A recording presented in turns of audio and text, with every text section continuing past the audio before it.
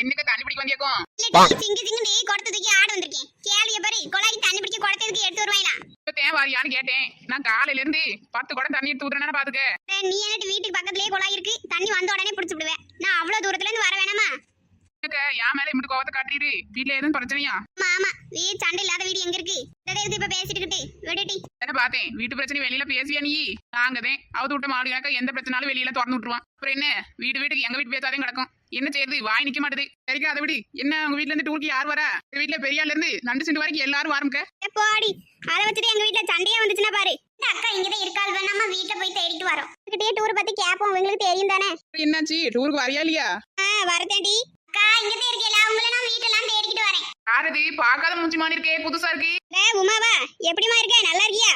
நல்லா இருக்குதேக்கா. உங்க வீட்டுல எல்லாரும் சௌக்கியமா? இது யாருக்க? நான் பார்த்ததே இல்ல ஊர்ல. வெளியூர் காரோட்டி டிரான்ஸ்ஃபருக்கு இந்த ஊருக்கு வந்திருக்காவலாம். ஆட்டா ஐயர் குடும்பமானி இருக்கு, அப்படிதானா?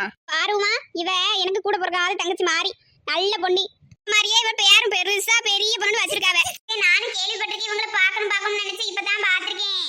பாருங்க, நம்மளை பத்தி வெளியூர்காரவர்களும் தெரியுது. அவ்வளவு பெரிய ஃபேமஸ் ஆனமே இந்த ஊருக்கு நம்ம என்னத்தை நல்லதை பண்ணிவிட்டோம். இந்த புள்ளிக்கிட்டே கேப்போம் நம்மளை பத்தி என்னத்தை பேசுறாங்கன்னு சொல்லி. ஏமா ஐயர் பொண்ணே, என்னத்தை கேள்விப்பட்டேன் பத்தி பாருங்கக்கா, என்ன உமானே சொல்லுங்க. சரிமா உமா, சொல்லி என்ன பத்தி என்ன பேசுறாள்வ? ஒண்ணுலக்க, எந்த வீட்டுல சண்டை நடந்தாலும் நீங்களே போய் வேலைக்கு வைப்பேன்னு சொன்னாங்க. எல்லாமா பேசிட்டு இருக்காங்க. நான் எப்படி அப்படி எல்லாம் பண்ணேன்? சும்மா சும்மா பொருளையும் கலக்கிட்டு. நீங்கக்கா, நீங்க டூருக்கு போறீங்களா? நாங்களும் வரணும். அதன் பேர் யார்கிட்ட கொடுக்கணும்னு தெரியலக்கா. அக்கா, உங்க வீட்டுக்கு தாக்க போனேன், கதை பூட்டிருந்தனால வந்துட்டேன். வேலைக்கா, நீங்களே வந்துட்டீங்க முன்ன. சரிங்க, சொல்லுங்கக்கா, யார்கிட்டக்கா கொடுக்கணும்?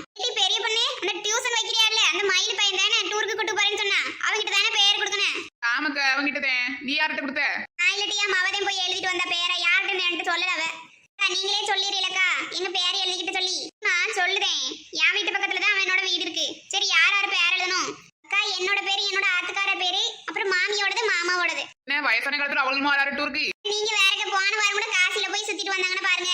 உங்களுக்கு இப்படியா ஊருக்குலாம் போகணும்னா ரொம்ப பிடிக்கும்க்க.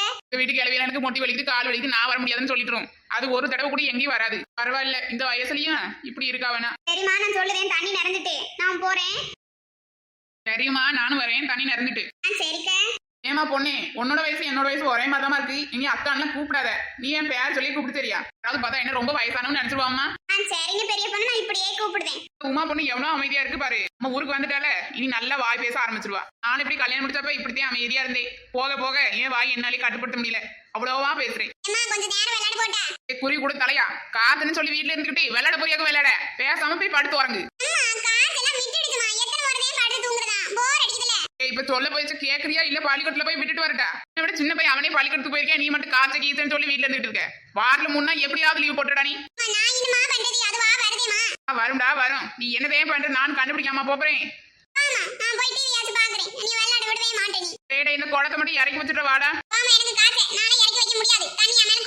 அப்படியே மாமியார் கல்வியா உரிச்சு வச்சு பாருங்க.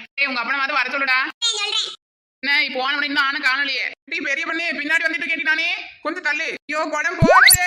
குடத்தை கீழே போட்டுட்டே போது. இதோட 3வது குடத்தை உடச்சிட்டேன். அம்பது தூரம் கத்தையும் கால் முடியலையாக்கும். இப்படி குடத்தை போட்டு உடச்சு விட்டியாட்டி. என்ன சொல்றீங்க நீங்க? நானே போட்டு உடச்சேன். இதானே பின்னாடி வந்து தள்ளி விட்ட. நல்ல வேலை, குடத்தோட போச்சே. இல்ல மண்ணில இருந்து கீழே இறங்கியா பாரு. உங்ககிட்ட எத்தனை மாதிரி சொல்லியிருக்கேன், சின்ன பிள்ளையோட வண்டி எடுத்து போவாதீங்கன்னு.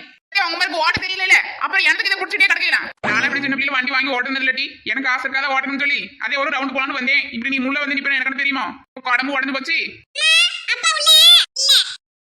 சொல்றதுக்கு இம்மிட்டு நேரமான உனக்கு. உங்க அப்பா வந்து குடத்தை கீழே தள்ளி விட்டியா பாரு. கேட்டி கொஞ்சம் மரியாதையா பேசேன். மரியாதையோட கேட்டக்கும் கொடை உடஞ்சிச்சு. நீ வந்து ஏத்து நேரத்துல ஏன் இடுப்பு உடஞ்சதுனா என்ன செய்யறதான்? கேட்டி அப்படி உடஞ்சா நான் பாத்துக்க மாட்டேனா? ஒரு மனசுல இப்படி ஒரு ஆசை இருக்குன்னு எனக்கு தெரியாம போச்சு. இன்னொரு பொண்ணை பாப்பாராம்ல, கண்ணை நோண்டி விட மாட்டேன். கேட்டி நான் அப்படி எல்லாம் சொல்ல வரலட்டி, ஒண்ணு கவனிச்சுக்கிட்டு சொன்னேன். பேசாம போயிடு. அதுகிட்ட போய் சொல்லி வச்சிடாத. என் சாக்குன்னு சொல்லி பெரிய பஞ்சாயத்தை இழுத்து விட்டுரும். பேசாம போயிருடா. இல்ல நேரம் பேம தப்பிச்சு போயிடணும். இல்ல நம்மளுக்கு ஒரு உடைச்சு விடுவா. ஓ எங்கே நாளைக்கு போயிரு வாருமே இல்லையா? இல்லடி என்ன விடு போன என்ன திருப்பி இங்க தானே வந்தாகணும். அப்ப கவனிச்சுக்கிறேன்.